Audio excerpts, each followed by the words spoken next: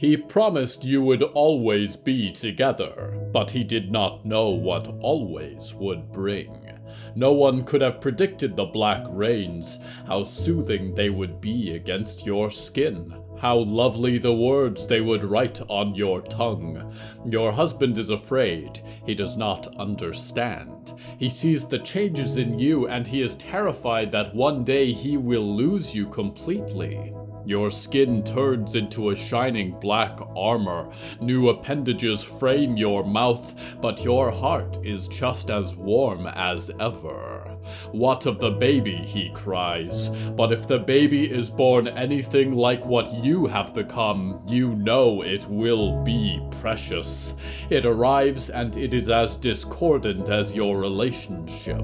It has little hands and feet like your husband, a face as strong as yours. Your husband cannot love it, and in your grief you carry it north, and the wind in your wings says hello from the Hallowoods.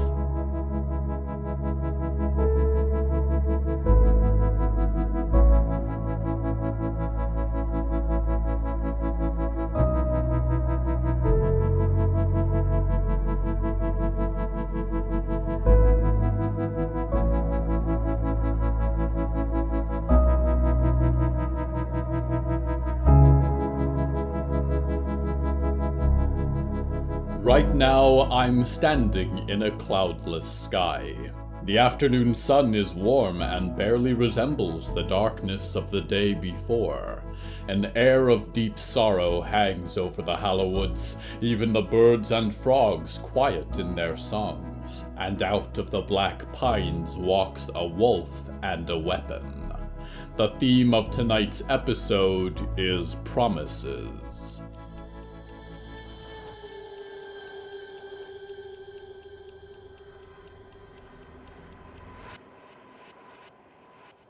Yaretzi breathed in the afternoon sun. How could the sky be so bright when her spirit was so dark? She had not mourned anyone since her family, and now she shed tears for the devil. She was small today, and Mort's shell did not hurt her to touch this way. She sat on his shoulder, watching as the trees began to give way to winding lakes. "Do you think Bert will come back?" Mort said. "Birds seem to like you. I'm sure one of them will find their way back eventually." "Do you think Polly will come back?" Mort said.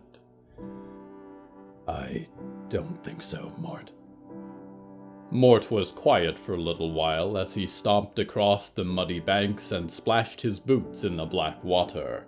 They had left the trees behind for now, and small lakes stretched as far as the eye could see, a convoluted mirror for the sky.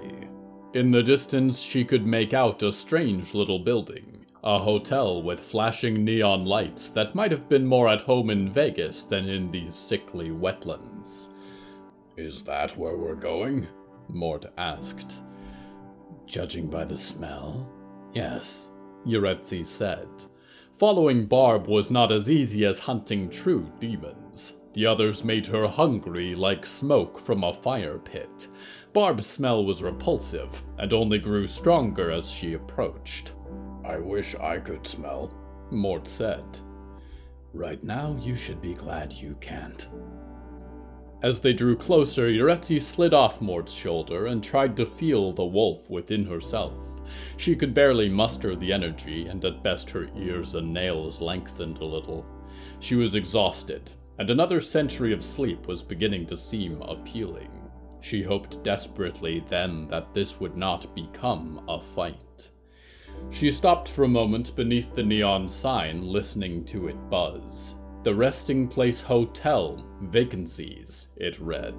There was no light from the windows and no vehicles in the gravel lot outside. "What is this place?" Mort asked. "This is where Barb lives. It's a hotel," Yaretzi said. "People stay in these when they're far from home." She stepped up and swung open the door. Mort had to crouch and squeeze through carefully. Inside, the lobby was entirely out of place with the outside world, and much larger than the building's exterior would have caused her to believe. A reception counter in teal sat on the far side across a marble floor, illuminated by ornate golden lights. Grand arches led to an empty bar and into a hall of doorways, and a sweeping staircase trailed upwards into the ceiling. "Hello?" Yaretzi called. Hello? Mort replied. Yaretzi glanced around, but there was not a soul to be seen. On the center of the reception counter sat a gold service bell. She cursed under her breath. Devils and their tricks. She put a hand on the bell and let it ring, and the tone pierced the still air. Immediately she looked up, and the demon himself was behind the counter, a crooked bellhop hat on his head and his uniform shirt unbuttoned. His eyes were wrapped in gauze, and he rubbed at his temples as he grimaced. Zorg, I told you it's tomorrow. Oh. Hello. Friends of little Polly, yes? To what do I owe the pleasure? Polly is dead, Yaretzi said. Mort grunted sadly behind her. Ah, really? I'm devastated to hear that. Truly wounded. Seemed like a good kid. The demon winced, but Yaretzi was unsure if because of the news or his head. I know he was your friend, not us, but I wondered if we could stay for a few days. I do not know where else to go. You didn't even have to ask. Of course.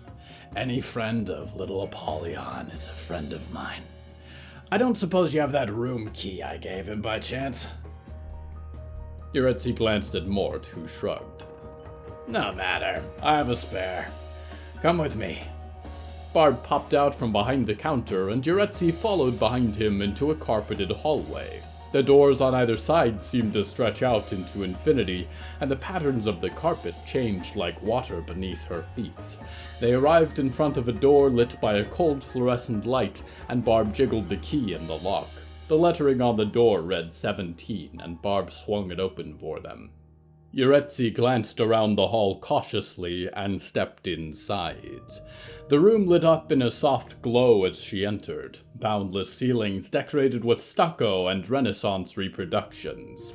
The sun poured in through lavish curtains, and there were far too many pillows on the bed. This is our room? Yaretzi asked. What, not to your liking? I can whip something else up if you give me a minute. No, this is luxurious. Thank you, Yaretzi said. Mort tromped into the room and looked around, flaming eyes burning a little brighter than usual. It'll be quiet tonight, Barb said. Poker night tomorrow. No pressure to show up, though. Breakfast is from 6 to 10, and, He paused for a moment, leaning in the doorway. What the hell happened to old Polly, anyway?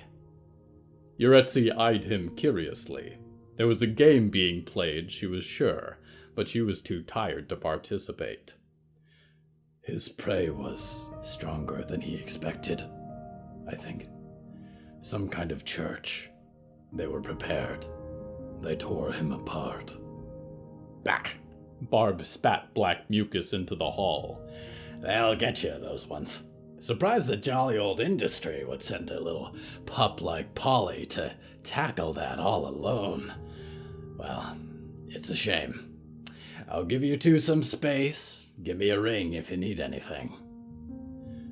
Thank you, Barbatos, Yaretzi said. Barb bowed with a flourish and closed the door. Mort sat down on the floor beside the window, hydraulics hissing. What do we do now? He asked. Yaretzi hopped up on the bed, turning several times and laying down across it. I don't know, Mort. I was supposed to eat Polly's heart, but I am not sure that it would have done anything. Either way now, I am separated from the stars, and you did your best. None of us were prepared. I guess Mort said, skull drifting down to the bottom of his glass helmet. I'm tired. I as well, Yaretzi said and closed her eyes. We will rest, and in the morning we will decide what to do next.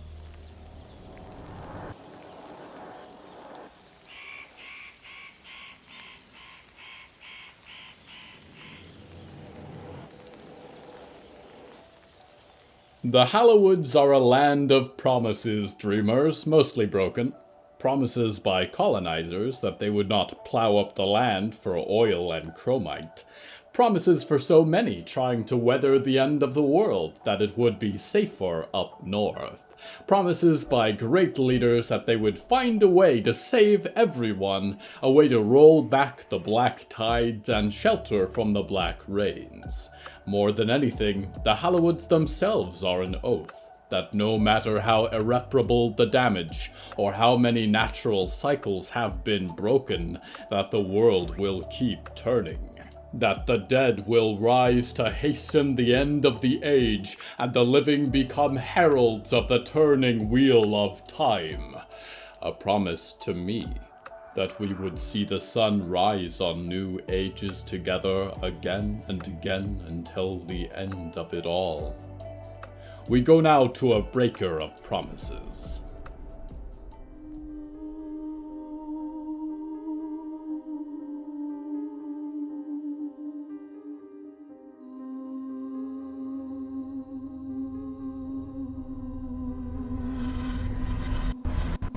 Diggory stood in the doorway, the night wind fluttering as the Titanic Museum scuttled into the forest like a locomotive. Don't just stand there, Mix Morel said. Come inside. Morel turned and disappeared into the warm light of the museum, and Diggory followed in disbelief. Inside, the room rattled gently with the motion of the great legs underneath, and tea was set on a side table. On every wall, tall glass cases were filled with items Diggory found confusing. A seal skeleton, a human arm, large quantities of seashells and teeth. A black sphinx cat slept over a furnace, and Diggory could not tell if it was alive or not. Oh dear, Morel said, checking their watch. We're a bit off track. Would you hold the baby for a moment? Diggory nodded blankly, trying to make sense of it all and failing.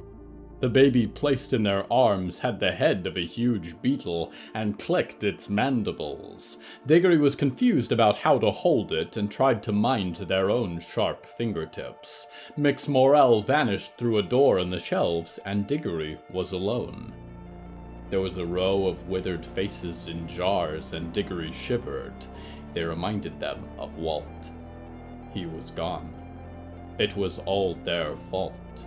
The realization filled their chest with emptiness and made them want to cut apart their stitches, try to find the right emotions somewhere in all the cotton. The baby chirped strangely, and Diggory glanced through the doorways. On each side there were more rooms. There was no sign of Mix Morel, and after a few minutes Diggory stepped through a narrow door between two cases of silver swords.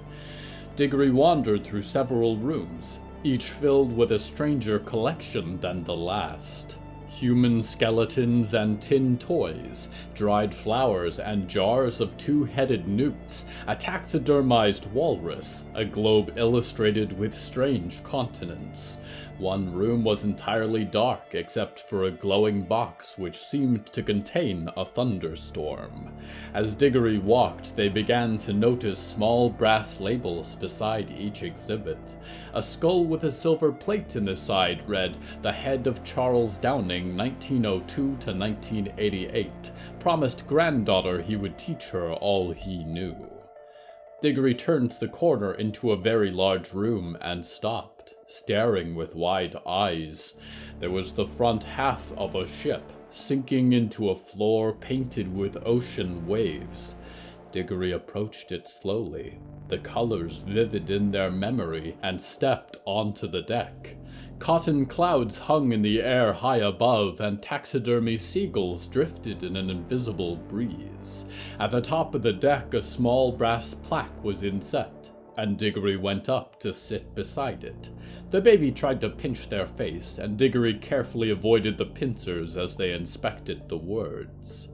Replica of the R.V. Ruth Esther Barnes. Rizwana Mirza promised her country that she would prevent the end of the world. The baby's getting away from you, Mix Morel said, and Diggory realized the beetle baby was crawling off across the deck. I'm sorry, Diggory said, turning to them. What is this place? I told you at the door. This is the Museum of Broken Promises. Do you mean what is it for? The being sat down next to Diggory on the bench, their mushroom stalks undulating slowly. This is a collection of sorts. Memories, tragic little things. The flotsam and jetsam of the life we had. Why am I here? You are made of broken promises, Diggory Graves. Rizwana to keep the world safe, the others to help her. Irene that you would carry out her work, and of course the one that you have yourself broken. So you know about Walt, Diggory said. The death of Walter Pensive is a saddening thing. But this is the nature of a promise, Diggory. Often we tell others what we wish we could do, not what actually lies in our power. They are the most well-intentioned lies, and yet there are always consequences. I collect some of the outcomes here. Why do you do this? This is a strange occupation. You ask a lot of questions. I feel I may be unraveling, Diggory whispered. This all seems most unlikely. Am I still sitting by the lake? Was I killed at Solomon's house? The shelves of fungus on Mix Morel's face flickered. Oh, this place is surprising, to be sure. But so is life, growing on these little planets, and on every world a spore of my employer, Rothogroth, the crown of decay. I believe you two have been acquainted in the past, or one of your pasts. Rothogroth guarantees that when worlds die out, they are broken down and returned to cosmic matter. I have been tasked to save a little from this one, a glimpse into what this world was in the brief interval that it was not dust. I suspect someday this will become a wing in a much larger museum. Rothogroth. I think I remember this. You should. A bit of him lived in Rizwana's head for quite some time, providing guidance. I expect it's in a jar in the Mend Mansion somewhere now. Mend? How do you know so much about me? Mix Morel smiled, yellowed teeth behind green lips. There was no reading the expression behind their round black spectacles. I strive to know the story behind all our exhibits. Exhibit? Diggory said. The cotton clouds were slowly turning gray above them, and the room darkening as if during a storm. What do you mean? You are part of the museum now, Mix Morel said. Like myself, like Baby here, like everyone else. This is your home now, Diggory.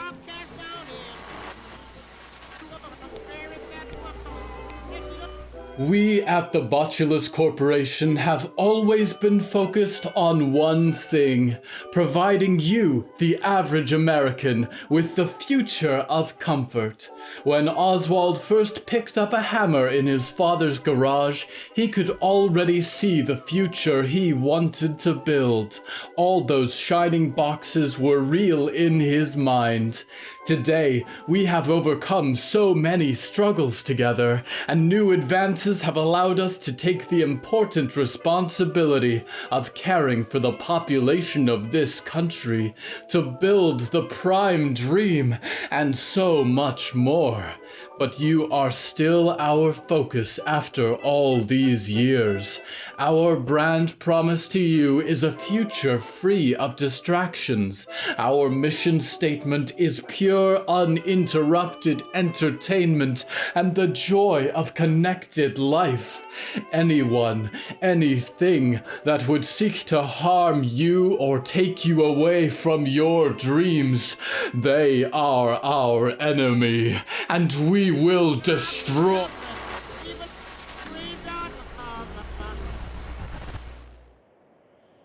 Would you trust any promise from someone who smiles with all her teeth?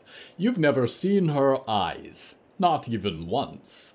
Unlike me, if eyes are the windows to the soul, I am all windows. We return now to Diggory Graves. I cannot stay here, Diggory said. Percy is still out there. He needs my help. Max Morel patted the baby's back. I said nothing about staying, they said. Yours is a story still in progress. There's a surprising amount that you have yet to do. But Riot grieves, and you too, in your own way. You will do well here for a few hours. And certainly better spent here than what you want to do, which is go and try to kill the man they call Solomon Reed. I am not even sure I can, Diggory said. No matter, Morel said, standing up. Why don't we go get some tea? Diggory followed them through a maze of rooms, passing a large wooden cabinet carved in ornate figures. A key shaped like a skull with a crown of flowers sat in the lock. They stepped through the doorway beyond and found themselves back in the parlor with the side table. Mix Morel deposited the baby in a large terrarium, where it appeared to crawl into a burrow and go to sleep. Diggory sat at the table, and Morel poured tea from a porcelain kettle. I'm sure this all strains credulity, they said. And you've had a terrible day. How are you holding up? I do not know where to begin, Diggory said, accepting their cup. I am made of so many people, and I am worse than all of them. I could not save Walt. I could not save Percy. Everyone else is in danger, and I do not know what I am supposed to do. Diggory found a black drop of water on the table, and realized it had fallen from their eye. Mix Morel passed them a handkerchief. There, it's all right, they said. But I believe that's just it. You're not supposed to do anything. There's no grand destiny laid out. Very few people know the future. All of them pay a price of some kind at that. Rizwana was supposed to go to the Arctic, to find the heart, and she did that because she wanted to. And Rothargroth gave her directions. Nothing more. It was not her purpose for being, and neither is it yours. Diggory blotted out their eyes with a handkerchief carefully, trying not to cut the fabric. Irene Ment made me for a reason. Who cares? Morel said, putting their hands on the table. She was no god either, and she certainly isn't around now to explain herself. You owe nothing to no one. Human parents make children all the time. Look at Baby there. Baby doesn't have to do what their parents made them to do. Baby just lives to scuttle and eat the compost. You are also a baby, Diggory, in some ways. The only question that matters is, what do you want to do? But I made a mistake. I broke my promise, like you said. We all make mistakes, Diggory, and I suspect we all break promises. This is part of life. This mistake was costly, to be certain. It's going to hurt for a long time. But you are still good. You still love your friends and that ghostly boy. And life is going to keep moving on, just like the museum. Diggory's teaspoon rattled on the table's surface, and they looked down at their hands. Even without Walt? even without the late great Walter Pensive. They're going to hold a service for him, you know? I cannot go back. I cannot see Riot again. She will hate me. You can do whatever you want, Diggory. She will take time to grieve, just like you. Go back, don't go back. It's your choice. You can run, try to forget. It is not my place to tell you what to do. But you will have to confront your feelings at some point, Diggory, because no matter where you run, they will still be inside your chest. I don't feel anything, Diggory whispered. Perhaps Irene did not finish me. Maybe I am missing something. Not everyone processes things the same way. You are allowed to feel however you feel, even if you think that is nothing at all. But I don't think deep down that you want to run away from these woods. I think you want to go back there and comfort Riot and make things right. I think you want to help Percy escape from his father. And I think you want to make a happy, quiet life for yourself somewhere. The museum is quiet. But it is not happy. The museum will be here until the end of this earth. It will be there for you when the time comes. I will go back. Diggory nodded. The people at the scout post welcomed me in. They will need help with Walt gone. Perhaps things will be all right. That's the spirit. I can tell you right now they won't be all right in the strictest sense. It's going to take some time for Riot and the others to grieve, and in time to move on. But the days will go by. Things will change, sometimes for worse, but mostly for better, and they will be good. And you deserve good days. Diggory nodded and pushed the hair out of their face. Can I stay a little while? Take all the time you need, Mixmorel said, standing up. Enjoy the exhibits. I'll be attending Walt's funeral tomorrow evening. You are most welcome to join me. I owe my respects to the man who coined the word Hallowoods. Mixmorel walked through a small doorway and disappeared, and Diggory was left alone in the parlor. The beetle baby hissed softly as it slept. Diggory sat for several hours staring at the ornate patterns in the ceiling, an optical illusion formed of white and black birds that seemed to transform endlessly into the sky.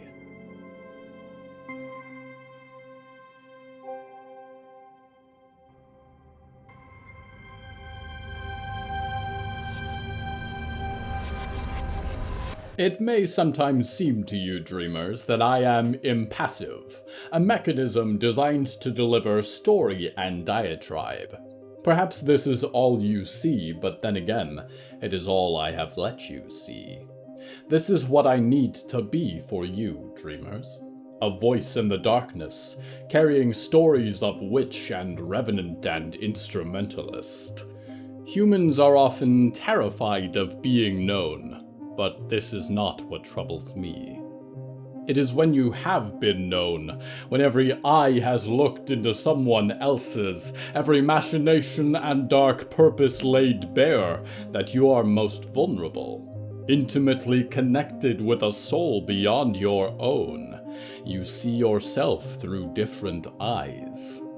But then, in a blink, in a brief flash, they are gone. And all that you were to them is nothingness, as if you had never existed at all. I find dread in that particular unknowing. Maybe someday you and I will understand each other better, dreamer. But not yet. I am not ready for that. We go now to one who has, for the first time in his life, been known.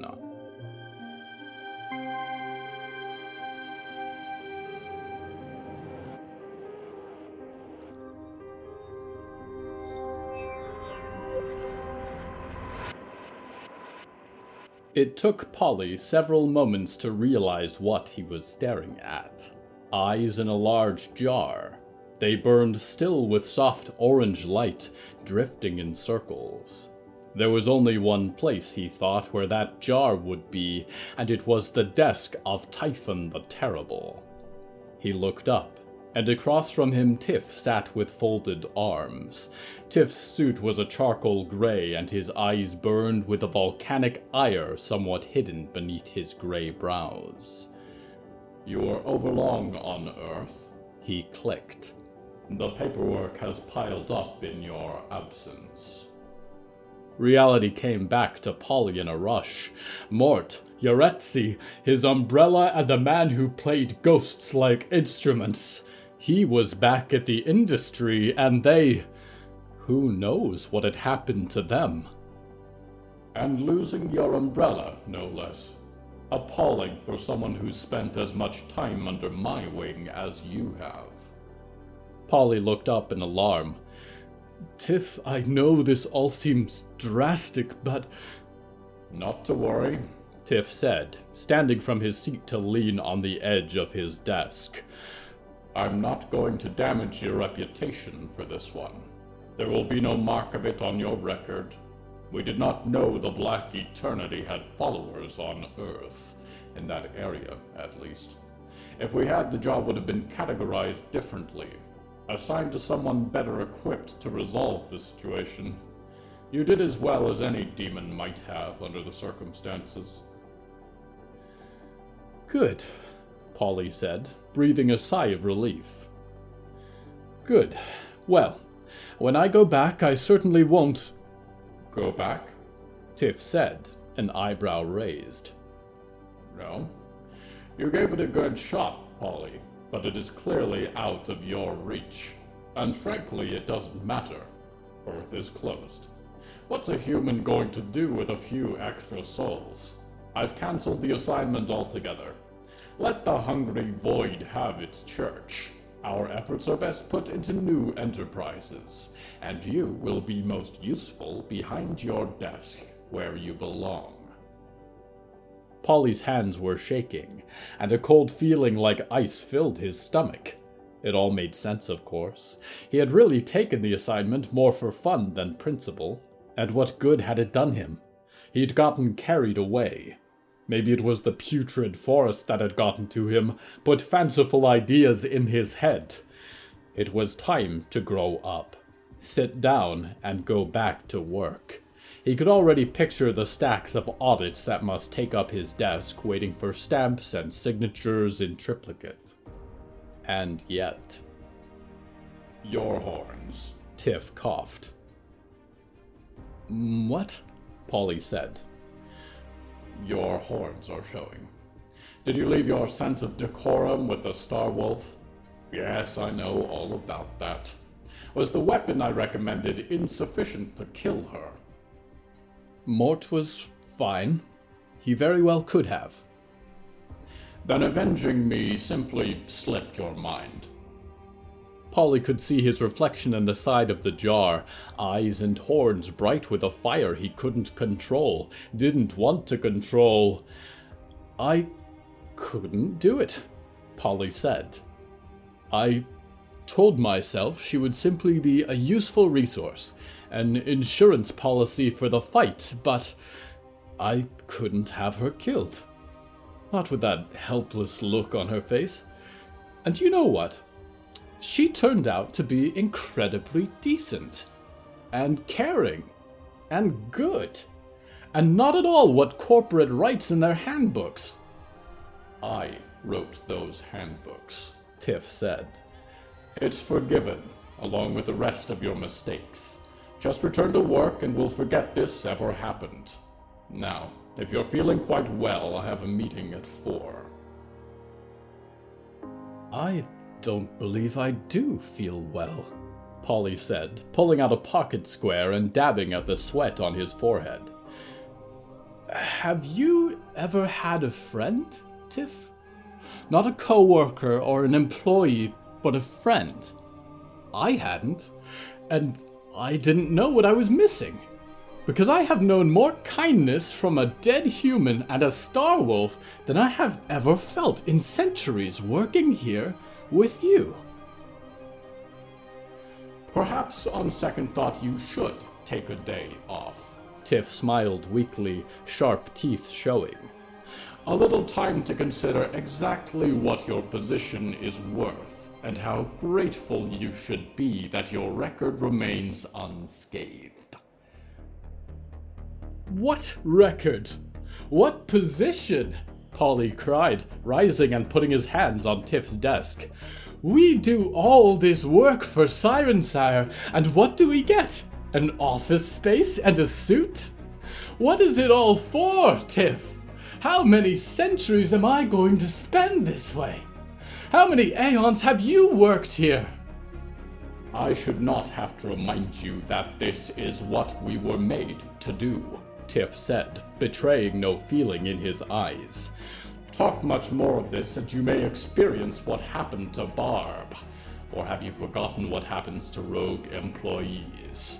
Tiff flicked his wrist and all the eyes in the jar turned to look at Polly. Polly froze and realized the weight of what he was saying, the sheer disrespect on blatant display.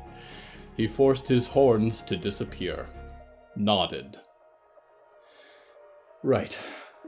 Yes. I'm sorry, sir. Tiff cast a warning glance. Good. Go take that day off. I expect you to finish the 17th century audits by the end of the week. Of course, Polly sighed, and nodded, and stood up. He turned with a bow and began towards the door.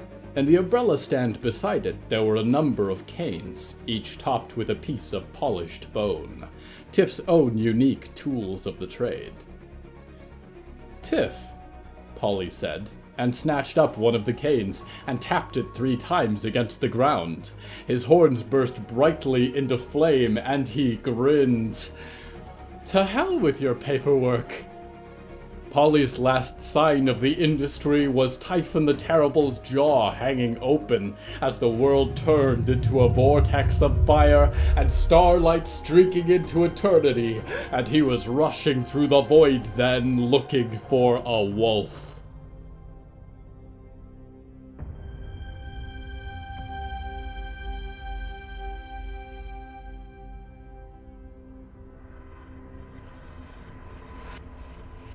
Promises. Only a few have been made to me, dreamers. My mentor that I would one day learn how to control the power of dream, and certainly he delivered. He was a good teacher. Merrilmar that nothing bad would happen to him, and this turned out to be deeply untrue. My friend that she would help me out of a bad situation, and that she did. I will make a promise to you, dreamer, that this is not all for nothing.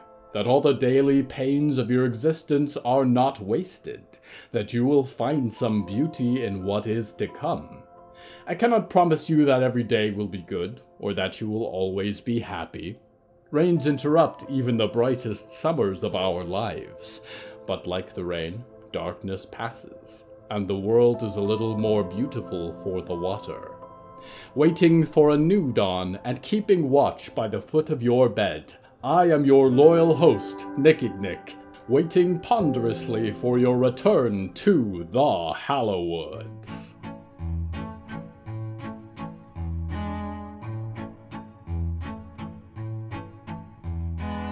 Hello from the Hallowoods is written and produced by William A. Wellman. Hello, that's me. If you enjoyed this show, please don't forget to follow it and share it with a friend.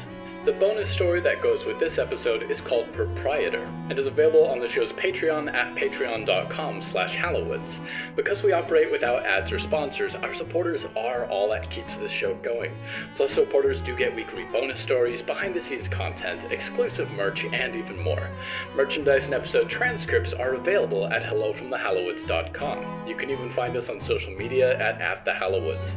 Music is used under license from artlist.com. Our opening theme is Forest Overture by Yehezkel Raz, and the closing theme is Farewell by Belsitzman and Matan, Ephrat. Until next time, dreamers, don't make promises you don't intend to keep. Wild promises have begun affecting local wildlife and wreaking havoc on the ecosystem.